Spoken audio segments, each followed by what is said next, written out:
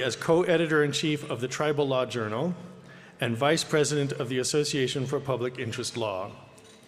Her leadership and service earned her both the Clinical Legal Education Association's Outstanding Student Award and the Dean's Award for exceptional contributions to the law school community. Before entering law school, Lauren earned her BA in social work from Colorado State University and worked as a social worker in Pennsylvania and later as housing and program manager at New Mexico Aid Services, administering statewide housing assistance programs. Today, Lauren continues her commitment to service as chair of the State Bar of New Mexico Young Lawyers Division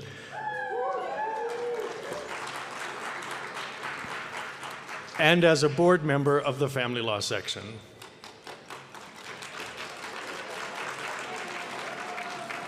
She exemplifies what it means to lead with purpose, compassion, and a deep dedication to justice for all New Mexicans. Please direct your attention to the screen so we can learn more about Lauren.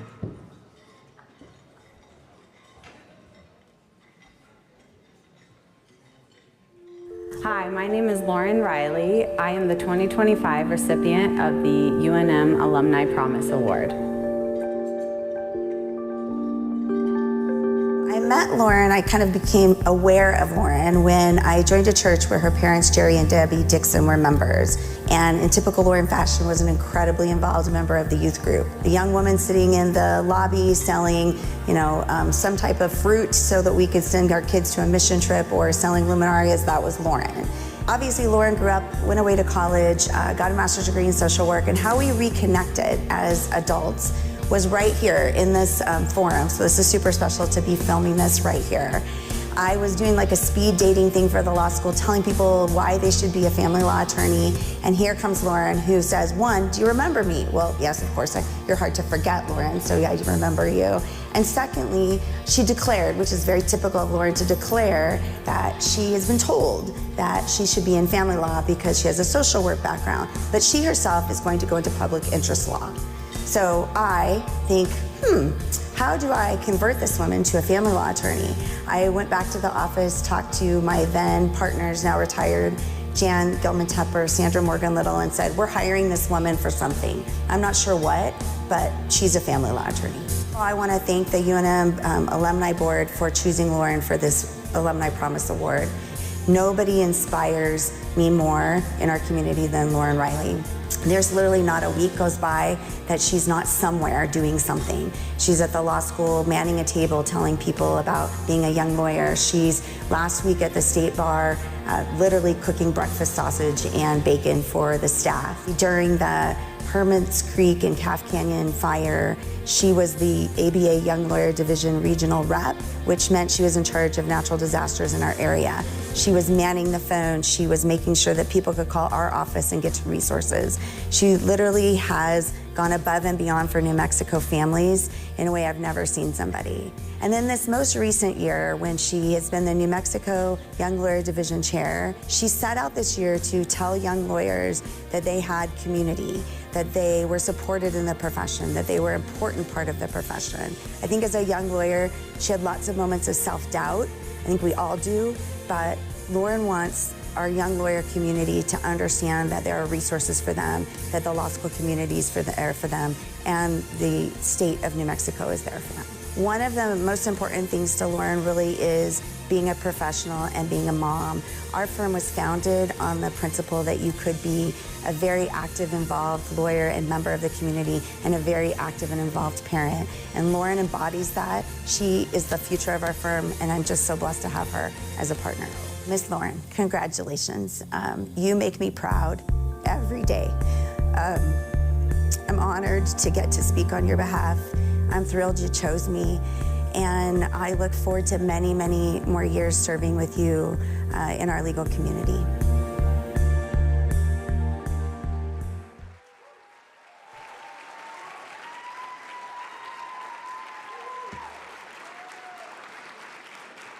Lauren, I invite you to come to the stage to receive your award.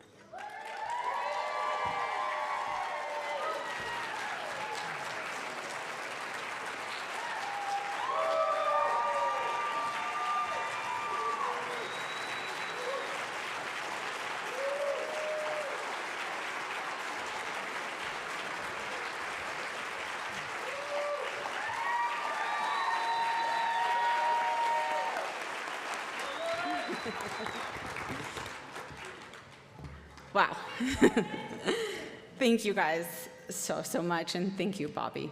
That was so sweet. This is very overwhelming, so thank you all.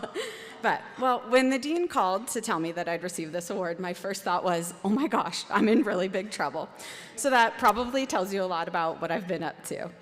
But in all seriousness, I'm truly honored and humbled to be recognized, in particular in light of the very distinguished recipients of the awards tonight. To me, this award reflects the support and encouragement and community that surrounds me every day in this profession, and that started here at the UNM School of Law. I'm so grateful for the foundation that this school gave me. Thank you. And thank you to my partner, Bobby Batley. She has modeled for me what it means to serve this law school, to serve our community. Thank you for your incredible mentorship, for the countless opportunities you've provided me and so many others to grow in this profession. And thank you so much for your beautiful words. And to our entire team who's here tonight, especially my right hand, Nikki, my paralegal, you are professional, you're dedicated, you all are kind, and you are truly the heart of our firm. I'm so grateful to all of you. You make the hard work lighter, and on the good days, you make everything better. And thank you guys for all that you do.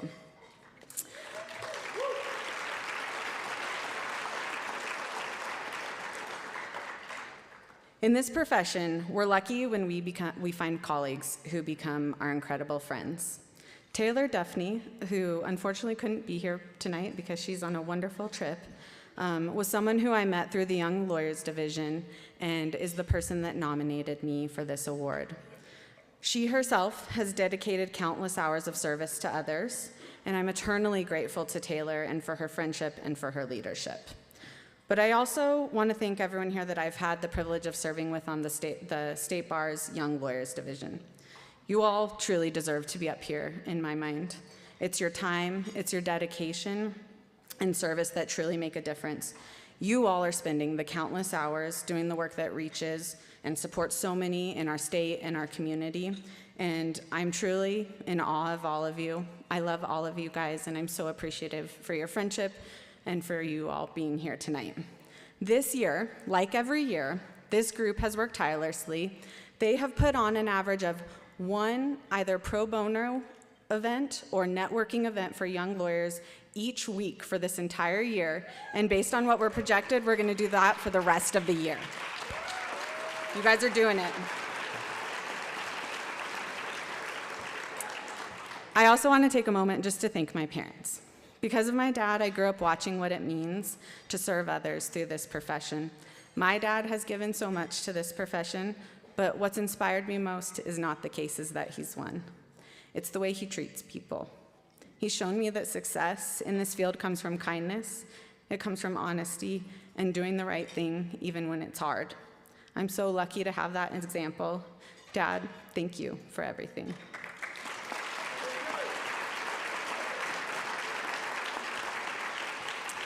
And Mom, you really don't get enough recognition for everything that you do to make our lives possible, especially sitting through countless conversations about work between my dad and I. I don't think that I'll ever fully grasp the depth of your sacrifices. Mom, I admire your strength, your will, and I'm so appreciative of all that you've done for our family.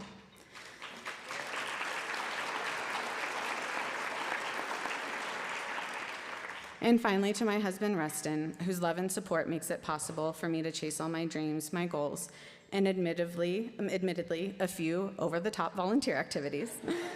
I couldn't do it without you. In closing, thank you all so much for this honor. Thank you to everyone here who has supported me, inspired me, or politely ignored my relentless enthusiasm for YLD activities. I'm proud to stand among such amazing lawyers and friends who remind me every day while we do what we do. Thank you so much.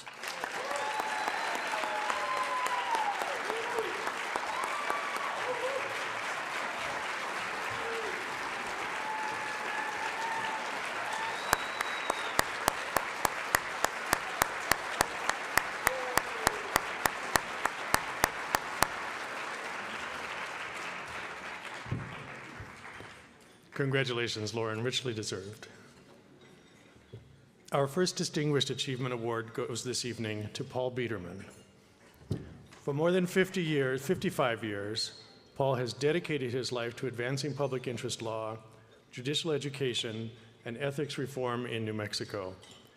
His work has strengthened our courts, our laws, and our shared commitment to fairness.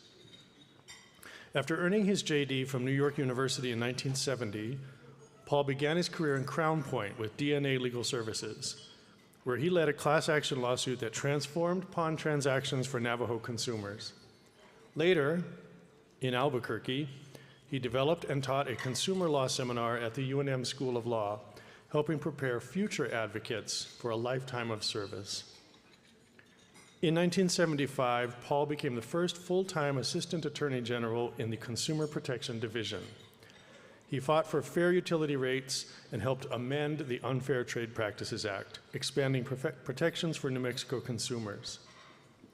His leadership continued when Governor Tony Anaya appointed him Secretary of Energy and Minerals, where he advanced renewable energy, conservation, and environmental stewardship. Paul went on to serve as founding director at the UNM Judicial Education Center and later the Institute of Public Law, where he built programs that earned national recognition. His achievements were honored by the American Bar Association, the State Justice Institute, and the State Bar of New Mexico. Even in retirement, Paul continues to promote ethics in government, serving on advisory committees, consulting for the State Ethics Commission, and teaching public ethics across New Mexico. Please give your attention to the screen so we can learn about Paul Biderman. Thank you. I don't think he ever entered the legal profession to make a great deal of money. He entered the legal profession to make society more just and better. That's the kind of guy that Paul is.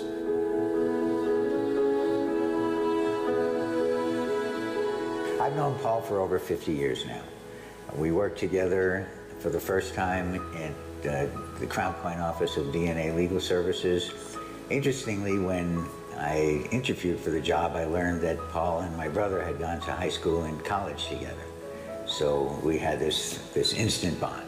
Well, I first met Paul back, let's see, in 1999, I received permission to start a school here in Santa Fe, Santa Fe's first secondary charter school. I think it was in year 2 that I hired an English teacher by the name of Seth Biderman, who said, "Oh, my father's gonna like this." So he brought Paul into the enterprise, and that would be in year 2001, maybe around there. And Paul has been an integral part of the school and its development ever since. Paul is my grandpa. He's my dad's dad. He's been very present throughout my whole life. He's a wonderful grandfather. So many great memories, formative memories, wisdom he's passed along that has really shaped who I am and like how I see my path going forward. And yeah. The 3 words that I would use to describe Paul, the 3 adjectives, is integral, Dedicated. Loving. What do you want in a leader? Someone who's integral, that you can believe what they do and what they say. He really dedicated his career to making improvements on the system, making the legal system work better, making institutions operate better. It's hard to put into words. He's just a presence, and he's committed to making things better for everyone around him. You'd have to ask Paul what he's most proud of, because the list of things that he has done, both professionally and pro bono, is outstanding. He was invited on a trip to El Salvador. Before he went, he raised funds from the temple, I believe, funds to get supplies to then distribute down in El Salvador. Their original mission was to escort refugees from Honduras back to El Salvador, but they didn't end up doing that. They ended up going through El Salvador and distributing supplies to small villages. Eye-opening experience, for sure, but yeah, he was there to serve the people. Paul had this case involving pawnbrokers. And the ticket didn't have any disclosures, and customers did not receive any notice of default, any notice of opportunity to redeem, or any information that was going to assist them to know what the details of the transaction were. Paul had some clients, and he was creative in bringing a lawsuit in which he brought a double class action. And Paul was successful. When he was Secretary of Energy and Minerals under Governor Anaya, there was a proposition by the Reagan administration to lease a lot of Western federal lands to coal mining, and he was in charge of drafting a lot of evidence against that and why that was not a good idea in the long term. And he presented it to congressional committees, and it didn't pass Congress. And that was before we spoke about global warming and the climate crisis in the way that we do now. But still, he was advocating for that, and we could be in a much worse position even than we are if it weren't for the work that had been done by people like him. Paul's career very much reflects the objectives of the UNM School of Law. Very much in tune with the School of Law's educating its students, Paul was involved in the next step of educating the judges in the state. Paul worked with Judge Roger Sanchez in establishing this Judicial Education Center that was able to greatly expand upon the educational needs and the education that was provided to judges in the state. My grandpa deserves this award because he has committed his life to benefiting the people around him. Populations that he was not a part of, he still committed himself to working on their behalf and to using his skills to improve the world. He always sought to make the changes that he made last in the system and to leave behind a better system than he inherited. The reason that Paul deserves this award, because of everything that Paul has done and everything that Paul represents. While he was a professional lawyer, he was working on all of these sort of adjunct things to make our world better within his profession and outside of his profession. When he retired, I don't think he really stopped doing that. And Paul, you've had so many distinguished achievements, and you are most deserving of this award. Congratulations. Congratulations, Grandpa Paul. I love you so much. I'm so proud of you and honored to be your granddaughter. This is incredibly well-deserved, and we are also inspired by your beautiful career and all the work that you've done on behalf of us and people we will never meet. Paul, what I just want to say is thank you. I don't know very many lawyers in my world, but I can't imagine anyone else to be more deserving of this Distinguished Service Award from the law school. You have been more than a distinguished servant to so many people, and I wish that every single lawyer in the world would model themselves after your service. What a world that would be. Thanks.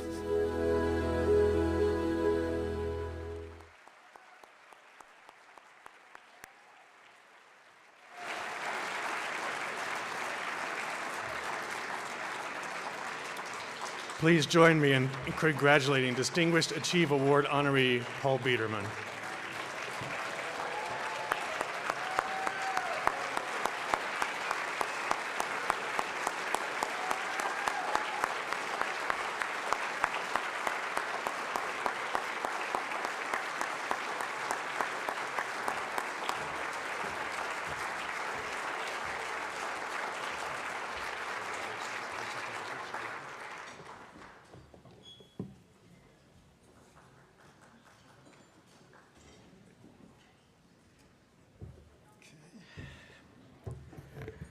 I wish they would have shown that after I spoke. I thought Tony would be cathartic for me. In my nearly 55 years as a lawyer, I've learned so much from so many mentors and colleagues and friends that I can only say I'm just thinking of all of you. But I want to thank my former colleagues and forever friends who have joined us tonight over there, and my family, who have come, some of them from both coasts. My family, especially my grandchildren, who hold a future, as you heard Sophie, inspire me every day to do all I can to improve the world we leave them. And so we support their education, as my late parents supported mine, unconditionally and selflessly. I often think of a young relative who, alongside thousands, landed on a French beach on June 6, 1944, D-Day. I've been privileged to carry forward the name of Paul Rubin, his first name, for the 8 decades since he gave his life that day to secure freedom. Above all, thank you, Ellen, my life partner of 57 years, who's been with me every step of this journey. You have given me love and guidance I've always cherished, especially reminding me not to feel self-important. In fact, Ellen's the reason we're here. About a year before our graduation from NYU in 1970, Ellen told this New York boy she'd married that she wanted to move west to be closer to her home in Los Angeles. And I responded with something like, "What are you talking about? New York has everything. You don't leave New York." Undoubtedly, I concluded with, "Forget about it." Well, within a year of that conversation, we arrived in Crown Point on the Navajo Nation, where I would serve as a DNA attorney. Crown Point wasn't as small as I expected. It actually almost had as many residents as our West Greenwich Village apartment building. But we were soon captivated by the fascinating Dene culture, their history and worldview, and above all, the warmth of the people we got to meet and serve. But the legal resources in Crown Point were pretty limited, so I found much of the support I needed right here at the law school. I never forgot everything the faculty and staff here provided then and throughout my career. What makes this award so significant to me is that it honors people who have spoken up and acted on our values. For those of us who came of age in the 60s, those values were inspired by advancements in civil rights, rights of women, environmental protection, respect for gays, and the war on poverty. As a 13-year-old, I was inspired by a young president who challenged me to ask what I can do for my country. And I saw that lawyers were answering that question by playing alongside many others, a major role in all the movements that I admired. And I resolved to become one of them. As lawyers, we earn access to the power exercised by all the branches of government. In particular, we help them ensure that the constitutional rights and liberties we enjoy are respected. Lawyers provide public officials with the evidence, the rationale, the urgency for exercising that power responsibly. That's not just our privilege, it's our duty to exert, to use it to advance our society to be its best democratic self. As my generation of lawyers winds down our time in that endeavor, people turn to the current and next generations of legal professionals to continue our part of that work. But the progress our generation of lawyers has helped to achieve is now being systematically and aggressively unraveled, calling upon all of us to reassert and defend hard-won American values. Values that call upon us to reduce the growing wealth gap, ensure healthy lives for all, and restore the rights of women to make their own health choices, to treat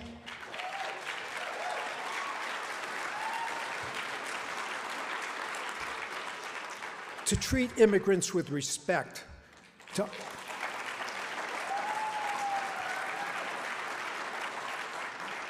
understand that the true synonyms for diversity, equity, and inclusion are creativity, justice, and opportunity.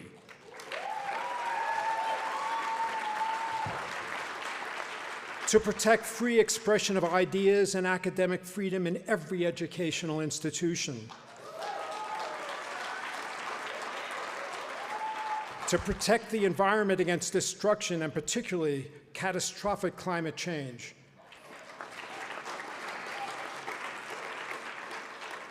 and to ensure people the freedom to be themselves.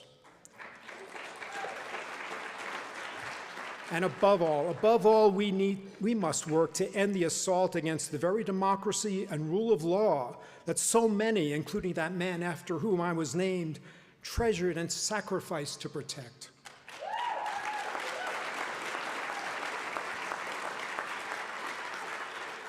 These long-standing, hard-won values have evolved over generations to envelop us all. They're values that unite us and make us our best selves.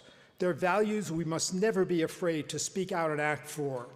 They're values we must all use our skills and access to power to protect, because it is these values that truly make America great.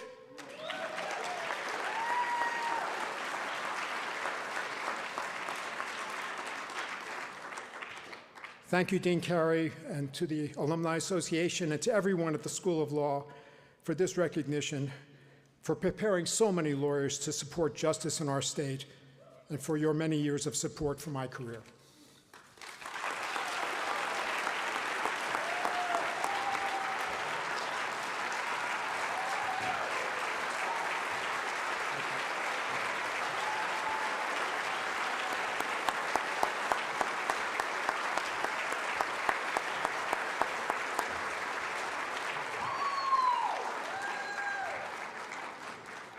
Congratulations, Paul. Our second Distinguished Achievement Award goes to the Honorable M.Monica Zamora.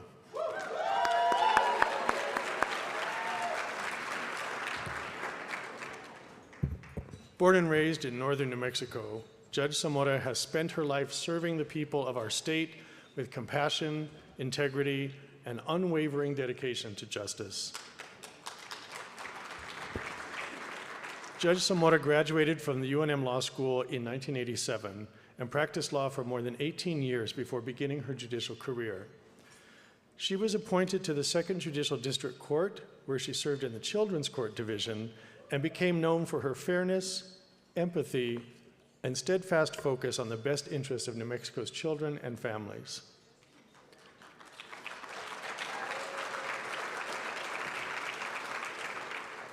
In 2012, Judge Zamora was appointed to the New Mexico Court of Appeals, where she served with distinction until her retirement in 2020.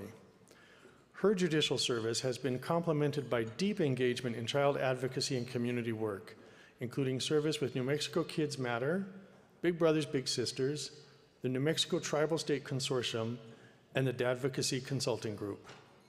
Her extraordinary contributions have been recognized with some of the state's highest honors: the Governor's Award for Outstanding New Mexico Women, the Henrietta Pettyjohn Award, and the Justice Mary Walters Award.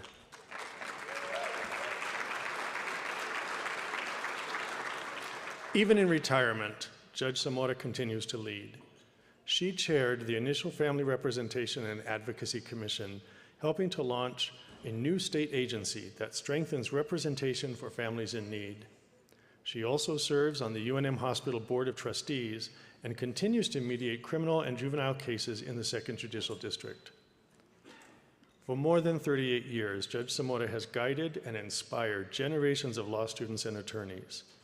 Her legacy is one of service, mentorship, and a deep belief that justice can and must be both fair and compassionate.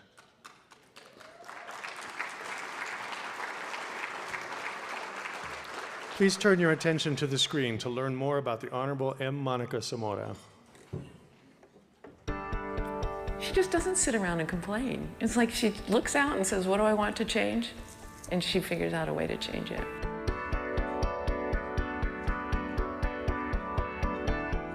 I know Mona from pretty far back, actually, in Santa Fe. Her family and my family grew up together in a lot of ways. Her dad was a lawyer in Santa Fe, as was mine. and I was in the same class with her younger brother. I know Monica Zamora. I met her about 10 years ago, 12 years ago, when she was running for the Court of Appeals. And it turns out that her brother and my brother are very close friends, and so we got to know each other through our brother's relationship. But then when I was elected to the Court of Appeals, we spent a lot of time together and really got to know each other. I met Monica, I think, when we were both district court judges, when she was on the children's court. I had, of course, heard about her family, which is a family long steeped in the law in New Mexico. And, but I think it was through the judiciary that I first really got to know her.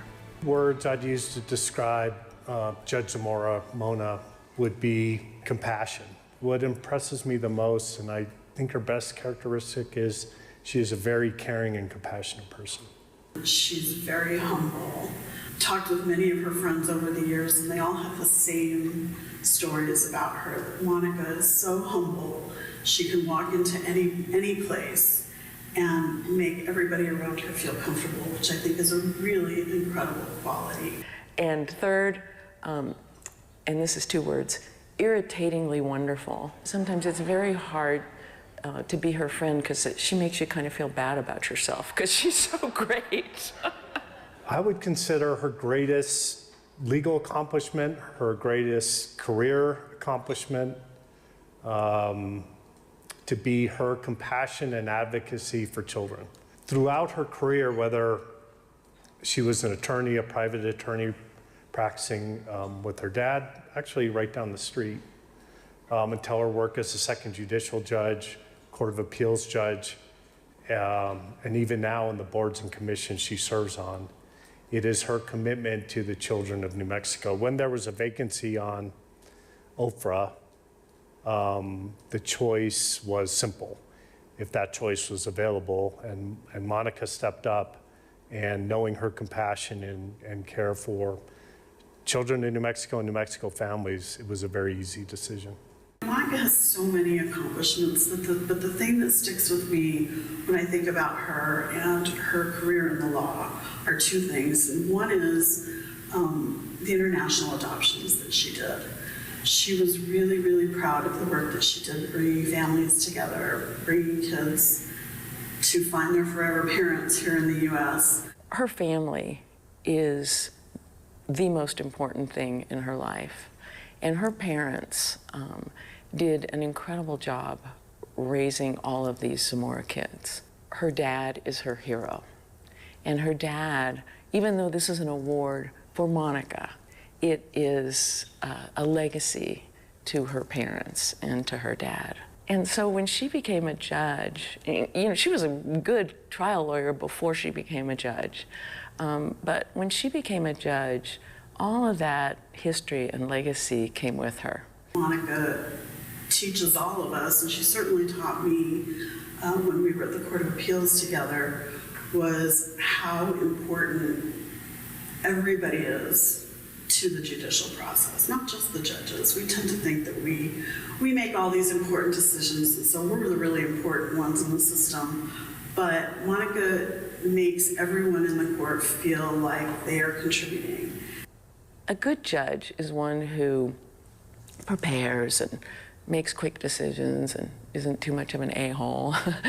But a great judge, and she was a children's court judge, a great judge looks out at the kids who are, I'm gonna start to cry, who are before her, and, sorry, says, what would bring some joy to these kids? And so she arranges with a local restaurant to start these dinners with these kids so that they can sit with a white tablecloth and dress up, and instead of sitting across the bench from her, they're sitting across the table. And, you know, that's a great judge. Use of common sense, empathy, and compassion to the litigants, not just the litigants that appeared in front of her, but all those other people that are influenced by the judicial system, whether they're literally entering our courthouse doors or they are impacted some way by the decisions. And that, I believe, is that credit in large part is due to her education at UNM. She knows where she's from and who her people are. One of her friends who I spoke to recently said the thing about Monica is that she kept La Plebe together. She kept the people together from their neighborhood. Monica is so deserving of this award because she really reflects everything that this law school tried to instill in us and everything that's wonderful about New Mexico. The board that made this choice made a very wise choice. I think she is a credit to the University of New Mexico. She's a credit to the judiciary, and she's a credit to the community she came from. Congratulations, Monica. There's nobody who deserves this more than you. Congratulations, Monica, for this award. It is well deserved. Why you asked me to do these remarks, I'm not sure, but I am very proud to have done it. Your family and your friends and your community here all know that you are so deserving of this award. And I want to give you my congratulations and my happiness for you for this recognition that you really deserve as the person who reflects the best of us.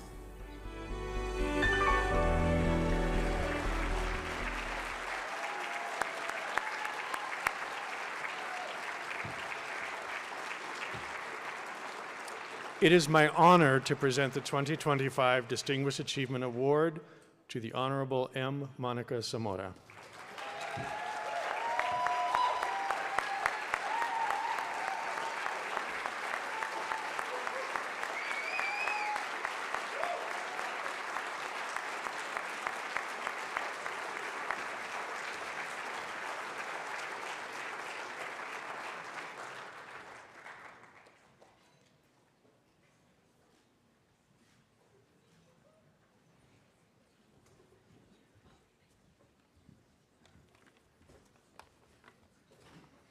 Sort of feel like you're watching somebody else's life before you. Phew. I am so honored to receive this award. Along with my fellow honorees, Peter Cubra, Paul Biderman, and Lauren Riley. Right, Lauren, the world is before you, and I can only imagine what you will accomplish. I want to thank my family for being here. My husband, Rick, who has put up with me for the last 38 years. My son, Alex, and his partner, Corbin. Unfortunately, Stefan was unable to make it. My sister, Rosanna, Gino, my brother, Gino, Lonnie, Sheila, my sister-in-law, my niece, Andrea, who everybody insists is my daughter, and of course, Maddie, my nephew, and Diego's son. My 97-year-old mother was unable to make it. She's still rocking it. But, you know, to make a trip to Albuquerque takes a lot, and she's probably in her jammies right now, which is probably what I would have been doing if I hadn't been here. But I know she's here in spirit. The only way this evening could have been even better is if my dad and my brother could have been here, but I know they are here in spirit as well.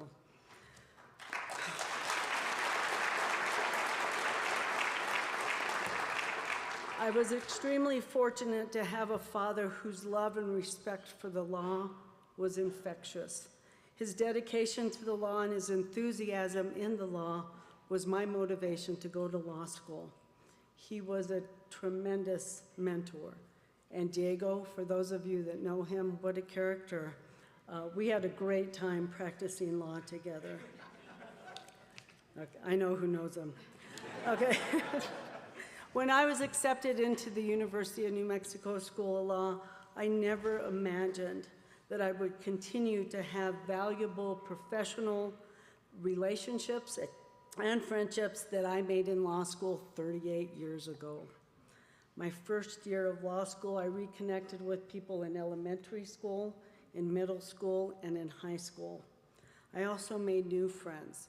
I was fortunate to benefit from a community-based educational experience. Of course, we had our professors who were all wonderful, but there were attorneys and judges who came to our classes and presented to us. And I remember one instance in particular where a gentleman started out with, "I've been practicing for 40 years."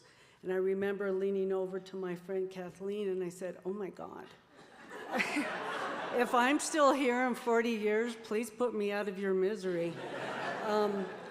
Fortunately or unfortunately, she was unable to make it, but I'm sure she's counting down the years.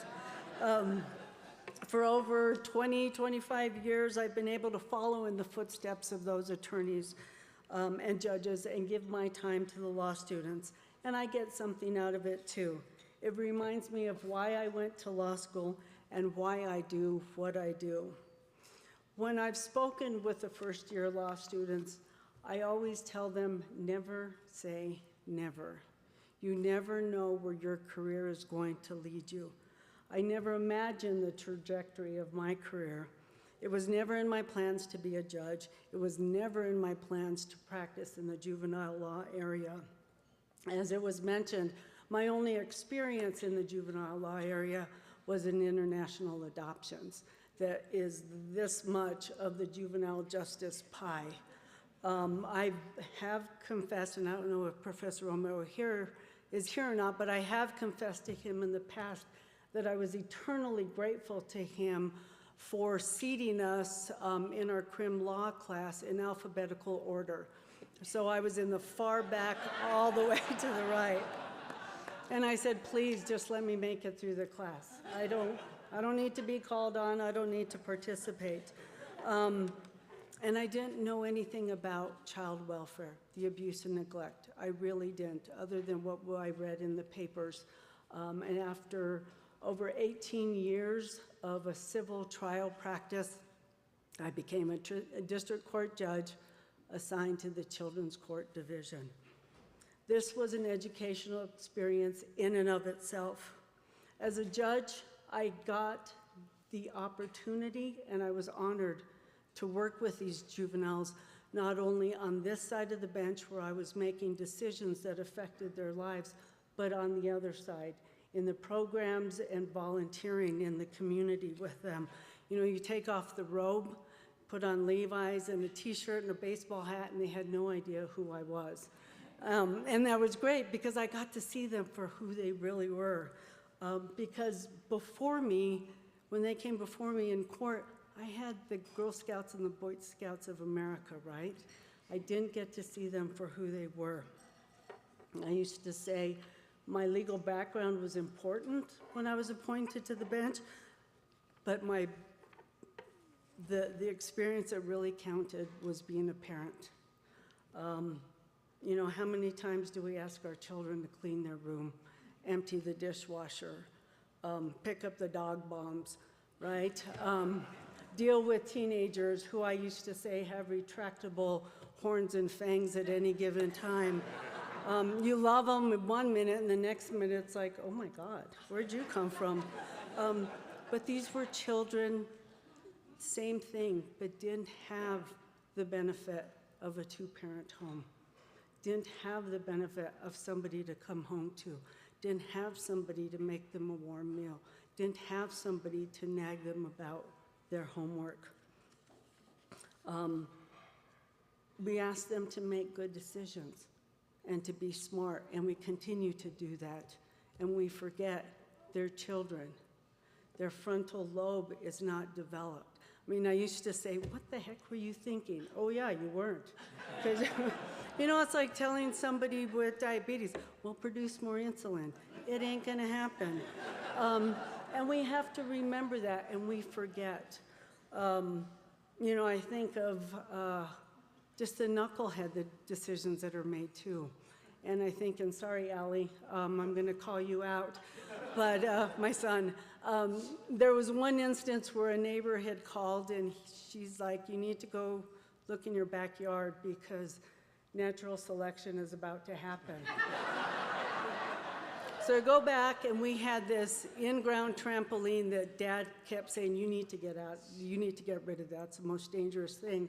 And there's Alex and Reed, who were younger and skinnier and ganglier, sitting in the middle of the trampoline, and our other sons, Stefan and Patrick, were on the fence getting ready to jump off because they wanted to see how far the other two would bounce. You know, there was a choice of a wall, the grass, and a cactus.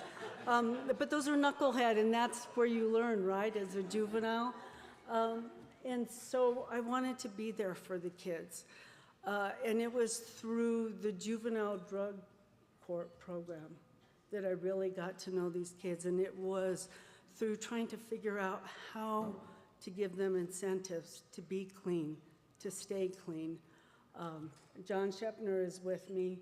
He was my hearing officer. And we used to get gift certificates and art supplies and other things. And we said, we have to do something different. So I decided after the kids had been clean for 30 days, I was going to bring them into my office and just have a chat with them, like, tell me who you are, because I don't know, I really don't know who you are. And juvenile justice is premised on individualized justice and rehabilitation. It's not punitive. It's like, how do we get these kids back on the right track? So I invite these kids, much to the chagrin of our deputy court clerk, what the heck are you doing? Had these kids in my office and tell me about who are you? I realized how I spoke with them needed to change. I remember the first young man, I asked, how many siblings do you have? And he said, what are those? And I realized, oh, I got to change how I speak. You know, they have their tattoos and their piercings. You peel that all the way, and you have a kid. I had this one young man who had the piercings and the tattoo, who used to take the bus at 5:30 in the morning from his home to make it to the courthouse on 2nd Street by 8 o'clock. He got up at 3 o'clock to make breakfast burritos for his friends who had nothing to eat. We used to buy cases of peanut butter and jelly and loaves of bread to have upstairs so that these kids would have something to eat, and it might be the only meal that they would have. I worry that our pendulum is swinging back to 1974, to when the thought process was, we want a quick and easy answer, lock them up. And we need to stick to what was intended with the juvenile courts and help these kids out.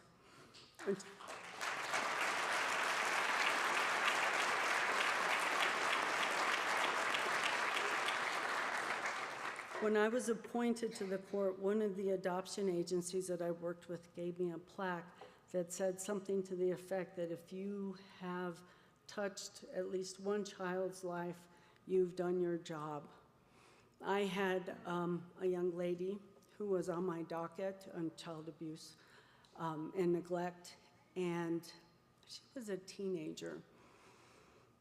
And I told her much later that I knew exactly how a hearing was going to go by the way she wore her hair. So you pick up, you observe what's going on in the courtroom. If her hair was down, it was not going to be a pleasant hearing. If she had her hair, she usually wore it in pigtails. If she had her hair in pigtails, I knew this was going to be a positive, productive hearing. She ages out of the system, and probably 3 years after, we're both speaking at a conference unbeknownst to both of us, and we're able to reconnect. And I'm thrilled to have reconnected with her, stayed in contact with her. She is a survivor. She is a nurse, she's married, and she has 2 kids, and I feel like my job was done.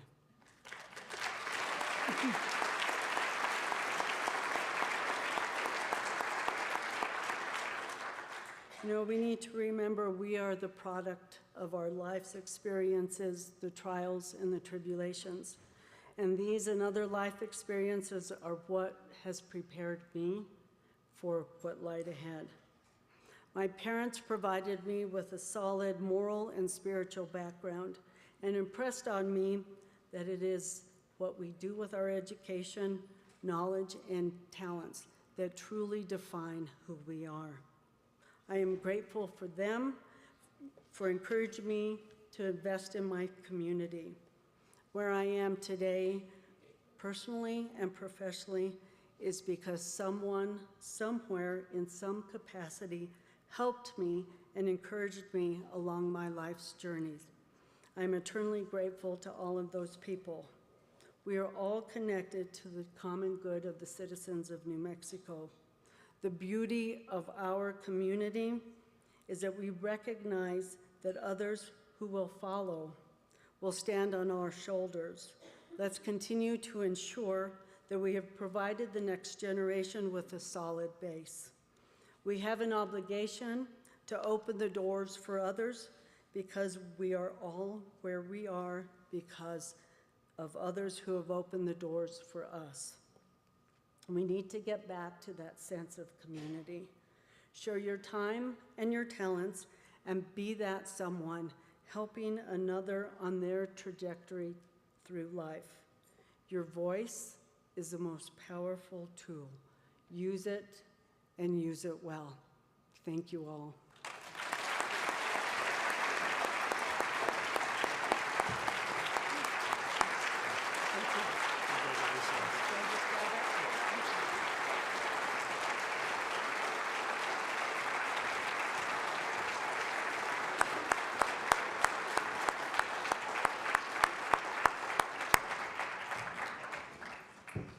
Congratulations, Judge Zamora.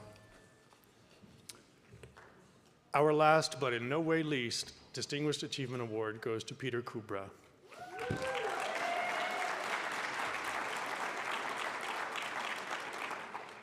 For more than 4 decades, Peter has dedicated his career to standing up for those whose voices too often go unheard: people with disabilities, children in state custody, and individuals behind bars.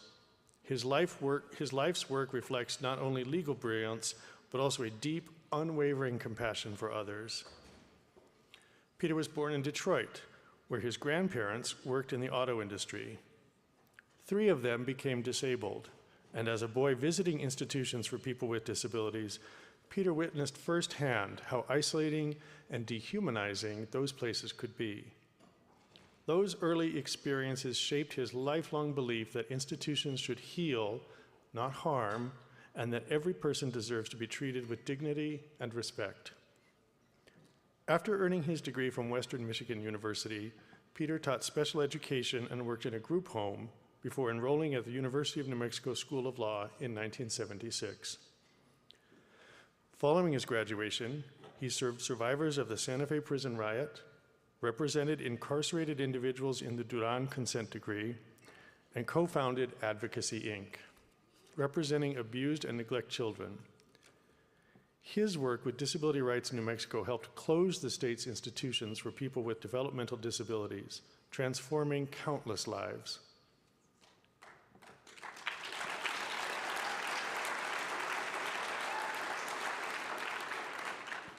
Today, Peter continues his advocacy by mentoring lawyers and working with the Coalition for a Safer Albuquerque to improve behavioral health services and reduce police encounters with people who are unhoused or living with disabilities.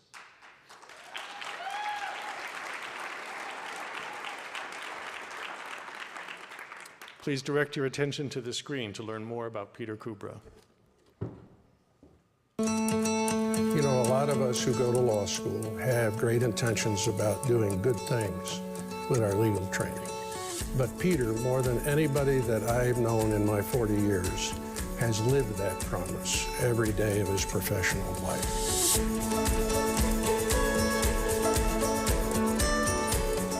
I've known Peter Cubra for about 40 years, and I met him, a small town as this is, when Bob Desiderio was recruiting lawyers at the Rhodey Law Firm, where at one time he was a partner, briefly, to do guardian ad litem work. And I was in the audience here at the law school in the lecture hall when Peter was trying to train us how to do that work.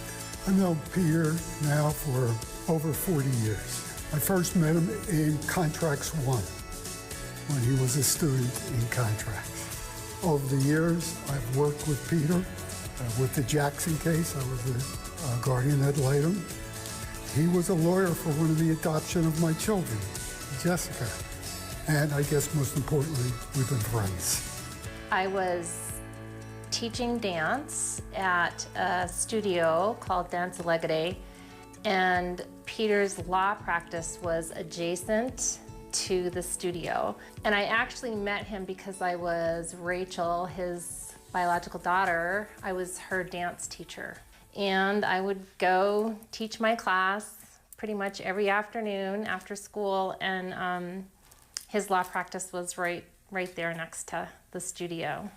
3 words that describe Peter are limited, but I will try to use 3 words. First, passion. Unwavering. And committed.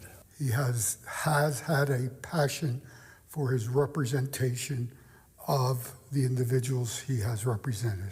When he has a cause or a belief or sort of like a purpose that's rooted deeply in his value system, he doesn't waver about it.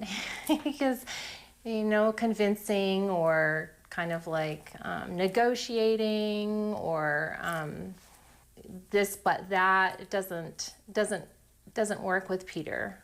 He's very unwavering. Peter's demonstrated ever since I've known him a deep sense for appreciating injustice, particularly in the case of children or adults who have mental disabilities or intellectual disabilities, developmental disabilities, prisoners, people who can't advocate for themselves. And he's always thought it was very important to use his skills and his law degree to do something about that. Over the years, Peter has a number of accomplishments as a lawyer. Probably the one that he's best known for is the so-called Jackson case, the case in which he led the charge to release disabled people from institutions and to allow them then to move within the community among other citizens. And it's much to the law school's credit that it's generated a lawyer like Peter, who's committed his career in New Mexico to improving the lives of New Mexicans. And he continues to do that work, despite his promise multiple times to retire, none of those promises having been kept. But I think up there, at least with his work, is one other activity: softball. If Peter were not a lawyer, he would have been a professional softball player. He is a softball fanatic and a baseball fanatic. He still plays on a softball team that I think has been in existence, according to him, about 100 years. The team has changed throughout the years, but he's doing the senior league right now, and he's done it every single year. Peter has always been dedicated to his family. We have Morgan, who's my biological daughter, and Rachel, who is his biological daughter. I mean, he has made his life commitment to this family. He loves us. He loves spending time with us. I think Peter deserves the award because of the changes he's made in the lives of people. And so his, I hope, will be a lasting legacy. And by honoring him, we honor the work that he does and the goals and principles of affecting and improving the lives of those who can't advocate for themselves. I am so pleased that Peter is the recipient of this award, and I think that he so deserves it. It's kind of lonely out there for him. He's never been a part of, he's a big firm, he's never been a part of a big company. He has always just done his own thing. especially with the big Jackson case. And I mean, he was such a young lawyer, and it just feeling like this little tiny guppy in this gigantic ocean full of power and money, which he had none of. Get the smarts. And that dogged, unwavering commitment that I talked about, you know. So I'm so happy, and I think that he really deserves to be recognized, for sure. Peter, as I have mentioned to you, there is no one more deserving of this award than you are. Peter, I want to congratulate you on receiving this award from the UNM Law School. And I'd like to speak on behalf of the many lawyers that you've worked with over the years on behalf of people who could not advocate for themselves. What you have accomplished for the citizens, especially the disabled, the children, the incarcerated, is beyond measure. You've made a difference in more New Mexicans' lives than any lawyer that I can think of in my 40 years of practice. You've done it without fanfare, without applause, or without financial remuneration. And I suspect that many of the lawyers and others who have worked with you over the years feel the same way. That to me is the sign of a great lawyer and a fine citizen. And more importantly than the accolade you get here from this law school and from the people who support it, I want you to know that you have the thanks of thousands of New Mexicans whose lives you have improved through your work. And your legacy will last for many, many years. Well done, Peter. Peter, congratulations. I hope you soak this up with all of your heart. You deserve it, babe.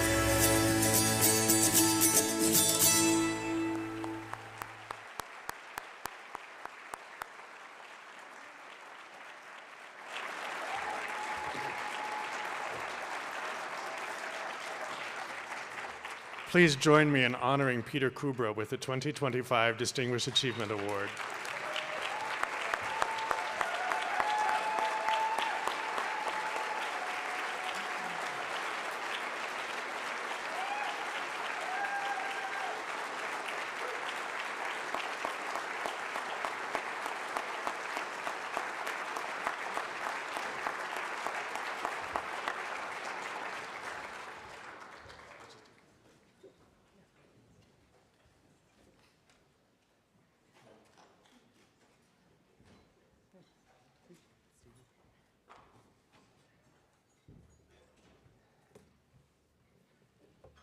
Wow.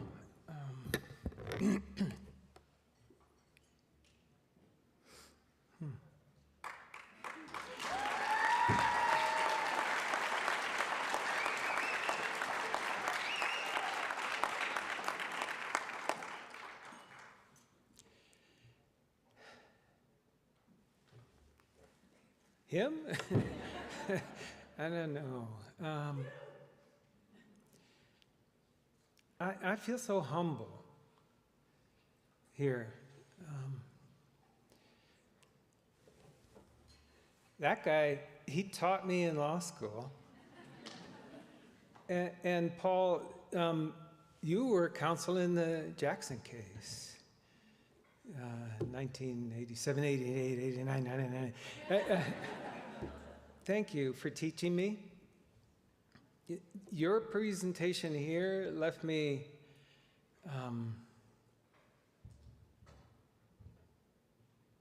astounded that I got to work with you. You're a gift to us all, and I want to thank you.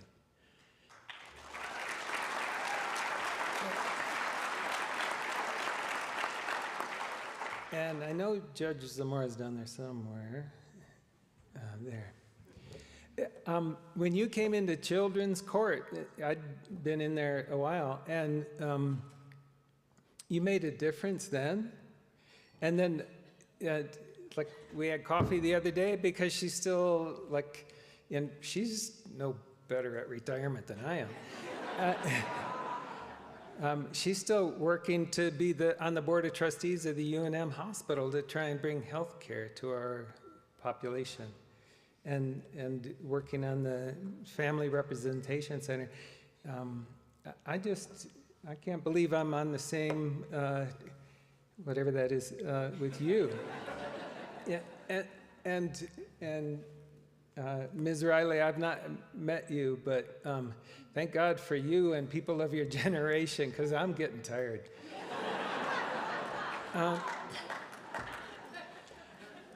So I tried to put together some remarks, and that's not working out.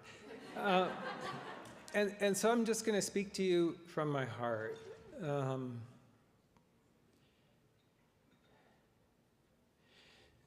What got me here today is that my family members with disabilities showed me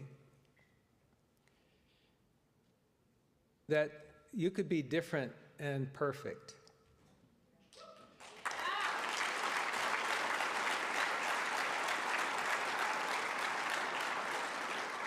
My dad's mom was in a mental institution for 44 years. I visited there first when I was in utero, and she was quite demented and drugged out and mistreated, as were all the women on the back wards of the Detroit County Mental Hospital, right? And when I sat next to her as a 8-10-year-old boy, she couldn't understand me speaking Serbian to me, and I couldn't understand her. And she just did this to my face. She took care of me, even though life was hell.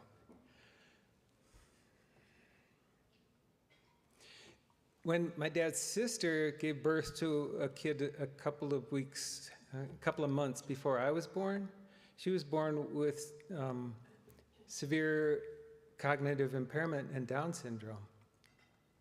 And she was bigger than me, and she would hit me every once in a while. She didn't express herself with words. And I came whining to my father and said, "Dad, Kate, she hit me. He said, "Peter, just take a minute. That could have been you." And that's what made me who I am. Because every single soul I've worked for is me.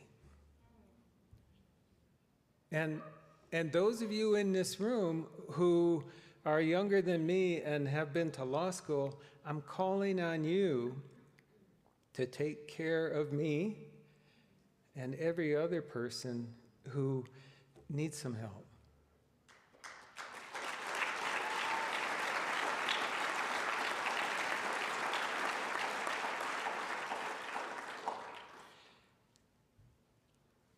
I thought I was going to say this at the beginning. Hannah and Rachel, thank you for putting up with my fanaticism and in the past workaholism. Your sacrifices contributed to anything that I achieved. And so thank you for it. And our other daughter, Morgan, isn't here because her partner is sick and they're in Portland and she couldn't get here. But Morgan, same to you in case you watch the video.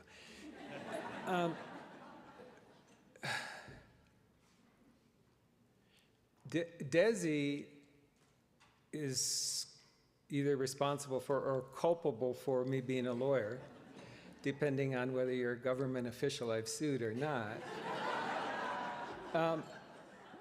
But he helped me see that this profession, I dropped out halfway through and said, I hate law school, I hate a few of the faculty members, and several of my classmates. And they don't seem to be here for anyone but themselves. Okay, that's the way of the world. But the folks who are here tonight, I don't think that's you. And I had a chance, Bonnie Steepleton arranged for social activist lawyers to talk to law students last week. and I had a chance to be in a room with 53 current law students. And we called on them to help us with whatever projects are ongoing, and then to take over for old codgers like me. And I'm hopeful. I'm really hopeful that this law school is generating socially conscious lawyers in a way that many don't. And so I just want to commend the law school.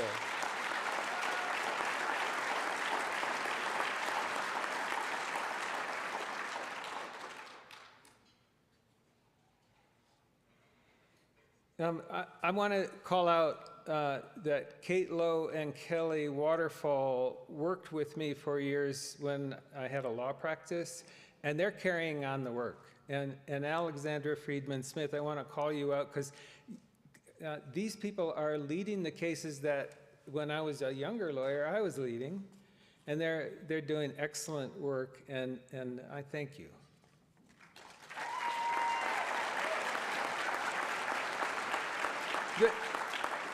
The work of system reform, class action lawsuits is vitally important now more than ever in America. There's a particular technology of it, and I hope that all of us will together help law students and young lawyers learn it, because we need it more than ever in my lifetime. So I just want to ask, if you have participated in a lawsuit where you asked a judge, not for money, but to get some organization, some government, some corporation to change their behavior, would you just raise your hand if you've done that kind of lawsuit?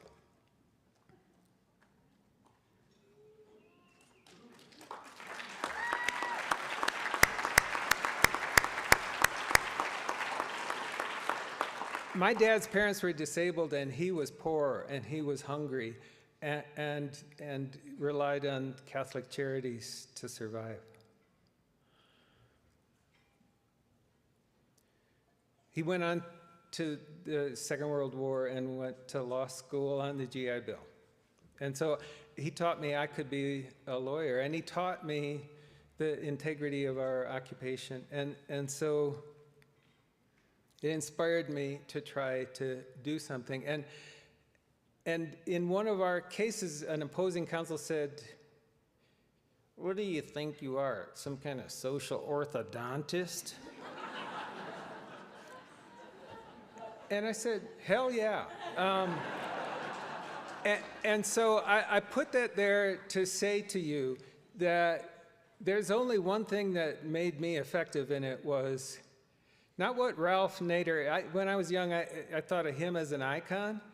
And then I read that he said, how do you do it forever and ever? And he said, I have an unlimited capacity to feel outrage. Which explains part of why I didn't get along with law faculty. But here's the thing. Now I know better. Because what makes our cases successful and what will make the next one successful is our capacity for unlimited love for the people we're trying to help.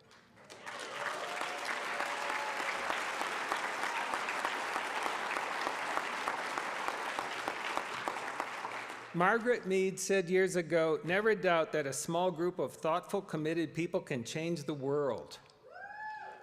Indeed, it's the only thing that ever has. And so the Jackson lawsuit, which got talked about, is that exemplar. There were 300 people living in community group home type things paid for by Medicaid, and 550 people in these hellish institutions when we filed the lawsuit in 1987.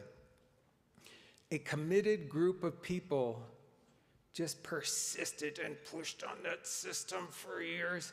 And today there are 10,000 people living in the community with good support.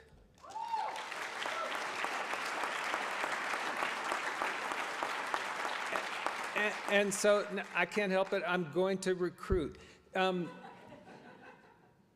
In New Mexico, I now in my semi-retirement, I spend an afternoon a month in listening sessions with people who are unhoused.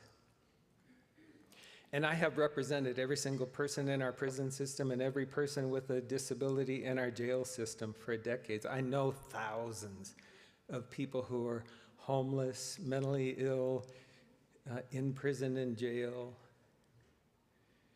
And many of the people I work with who are unhoused right now are more disabled than the people who are in the 10,000 slots for the Developmental Disabilities Waiver Program.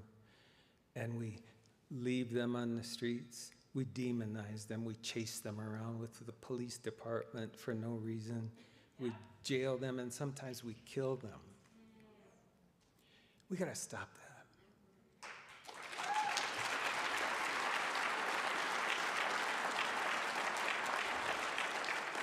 So our Coalition for a Safer Albuquerque has pitched, and we got legislators to introduce legislation to say, let's do supportive housing, case management, and wraparound services for people who have average IQs but are more disabled than the people with low IQs.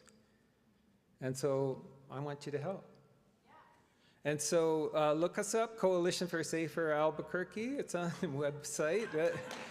And join in with us. And we will try and bring some greater humanity to another group of people.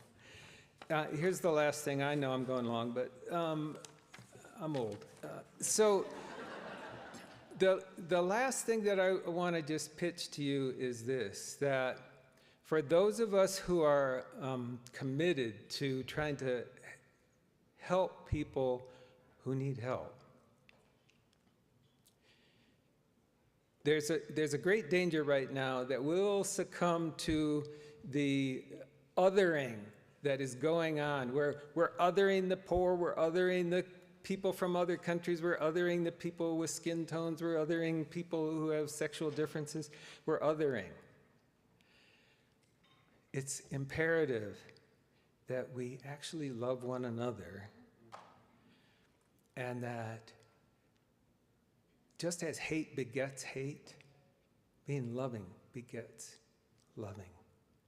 And so please don't demonize anybody, even when they're doing the wrong thing.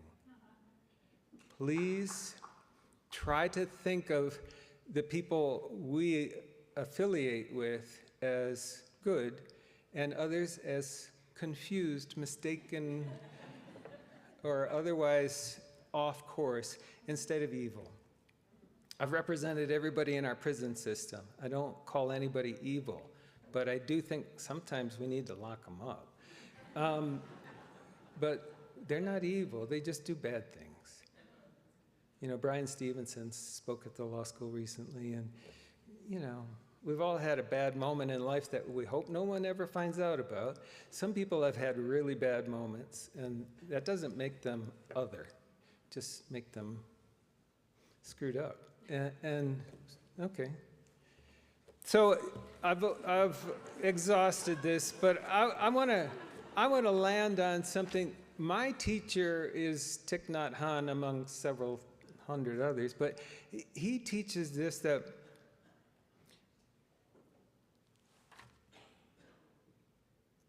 around us there may be a lot of anger, bitterness, and resentment. If we don't know how to go home to ourselves, to take care of ourselves, nourish ourselves, we'll be overwhelmed by the collective energy of hate, anger, and bitterness. You are motivated by the desire to do something to help the world suffer less, yet to do is just one option. To be is another way of doing. If you can be peaceful, if you can be compassionate, that is considerable action in itself. And so for those of you who are my allies and colleagues who are trying to do right out in the world, be sure to bring loving kindness to yourself, and don't be a workaholic. And be kind and compassionate to yourself, even the way you sit and look at people can be helpful if you yourself are a peaceful person, is what Thich Nhat Hanh teaches us. And so I just want to ask us all to bring loving kindness to ourselves as well as those we're trying to help, and be an exemplar of someone who is healthy. Show the way to be loving kind. And so I want to ask everybody here to set your sights that next year there will be more of us who can say, we brought a lawsuit to help somebody and get an injunction so that we could help somebody, because Lord knows there's a lot of legal work to be done in these times, and I want you to work with us. So thank you for this great honor. I'm shocked that it happened, and humble that I get to be mentioned in the same name, in the same heading with Paul and with Judge Zamora. You've done me a great service. Thank you all.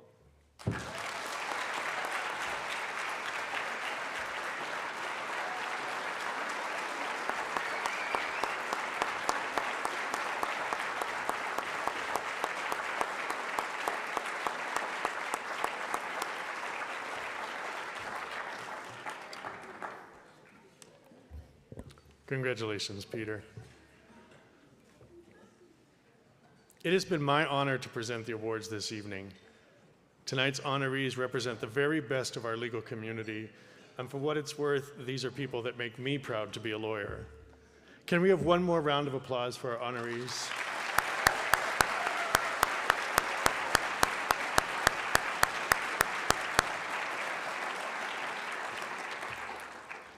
To conclude the evening, I'd like to invite to the stage the chair of the Distinguished Achievement Awards Committee, Steve Scholl, and the president of the Alumni Association Board, Meredith Johnstone.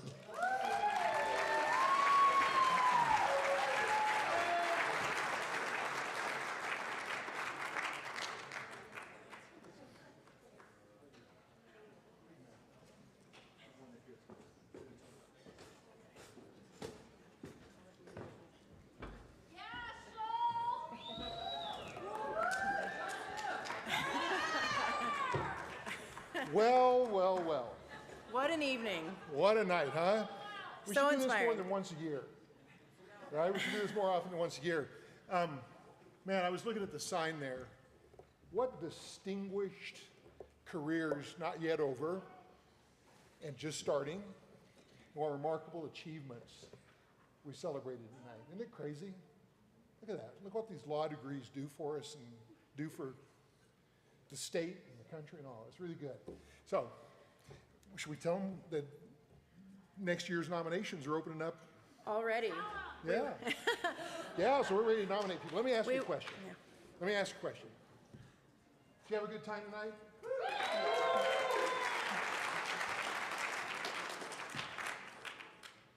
Did you learn a little something and have a little fun? That's how I end every class I teach. I ask those questions. Everybody says yes. Well, let's come back next year and do it again. All right? Yeah. Nominations open up.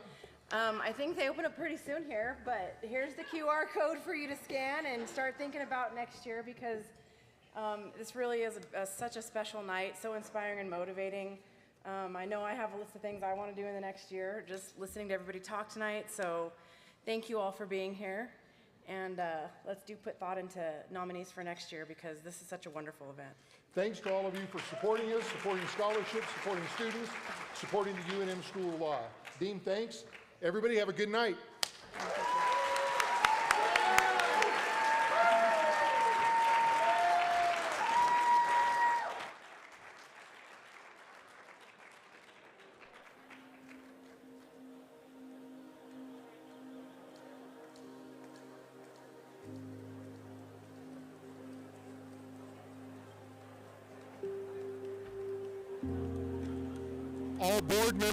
All board members come up front. All alumni board members come up front.